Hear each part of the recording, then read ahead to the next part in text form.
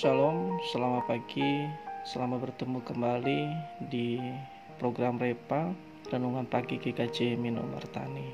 Sebelum kita membaca dan merenungkan firman Tuhan, kita berdoa terlebih dahulu. Kami bersyukur Tuhan atas berkat dan rahmat-Mu kepada kami semua, sehingga kembali kami bangun untuk bersekutu kepadamu, memahami, merenungkan firman-Mu Tuhan. Kiranya Engkau berkati kami semua, sehingga kami jemaat-Mu dan hamba-Mu bisa memahami firman ini dengan benar. Terima kasih Bapa, hanya di dalam nama-Mu kami berdoa. Haleluya, amin. Bapak Ibu yang terkasih dalam nama Tuhan Yesus Kristus, tema kita pada pagi hari ini adalah Allah memampukan kita. Terambil dalam 1 Korintus pasal 10 ayatnya yang ke-13. Pencobaan-pencobaan yang kamu alami ialah pencobaan biasa yang tidak melebihi kekuatan manusia. Sebab Allah setia, dan karena itu Ia tidak akan membiarkan kamu dicobai melampaui kekuatanmu. Pada waktu kamu dicobai, Ia akan memberikan kepadamu jalan keluar sehingga kamu dapat menanggungnya. Bapak Ibu, tema kita pada pagi hari ini adalah Allah memampukan kita. Kenapa sih kita percaya bahwa Allah itu dapat memampukan kita? Kita tahu dalam 1 Korintus ini adalah surat yang disampaikan oleh Paulus, di mana pelayanan pertama datang ke Korintus, di kota di mana di situ banyak orang percaya, walaupun di sisi lain ada orang Yahudi dan banyak juga dosa-dosa tentang berhala. Tetapi pada saat Paulus meninggalkan kota Korintus itu, ia melihat bahwa terjadi perpecahan baik di dalam gereja, dan banyak yang mempengaruhi mereka baik dari Yahudi dan maupun orang-orang di sana pada saat itu. Namun pada saat ini kita akan belajar tentang bagaimana sih Allah itu dapat memampukan kita. Yang pertama adalah sebab Allah itu setia. Di ayatnya yang ke-1 itu mengatakan bahwa kita tahu bahwa Allah itu setia.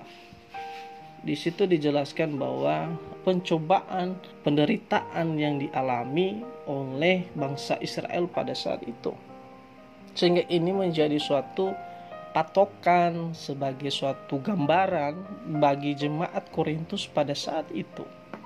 Sehingga Rasul Paulus menulis dalam ayat ini bahwa mengapa kita masih ada keraguan dalam kehidupan kita? Bukankah Allah itu setia untuk kita? Setia berarti tidak meninggalkan, selalu ada untuk kita. Dia tidak pernah meninggalkan kita karena kita tahu bahwa Allah itu tetap setia.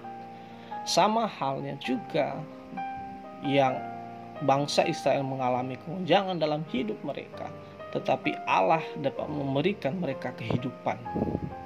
Namun itu adalah menguji kesetiaan mereka. Mari kita tanya pada diri kita sendiri, apakah kita sudah setia kepada Tuhan? Saya yakin Bapak Ibu selalu setia kepada Tuhan. Yang kedua adalah Dia tidak membiarkan kita di dalam satu ayat itu. Karena itu Ia tidak akan memberikan kamu dicobai melampaui kekuatanmu. Yang ketiga adalah Allah memberikan jalan keluar. Kita sudah sampai di tahun 2021. Mungkin kita memiliki keraguan dalam kehidupan kita, tetapi kita percaya bahwa Allah itu setia kepada kita. Allah itu tidak membiarkan kita. Dia akan memberikan jalan keluar pada kita. Pada waktu kita dicobai, akan memberikan jalan keluar sehingga kita dapat menanggungnya. Ada jalan yang diberikan Tuhan, ada kemudahan yang kita tempuh sehingga kita dapat melewati semua itu dengan kekuatan dari Allah. Cinta dan kasih Tuhan, kita dapat menanggungnya.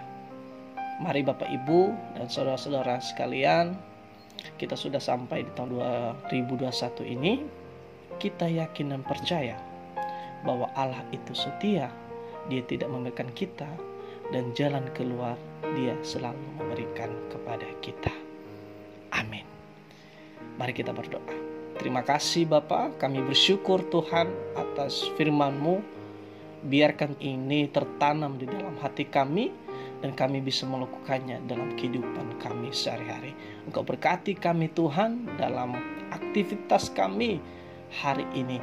Hanya di dalam nama-Mu kami berdoa. Haleluya. Amin.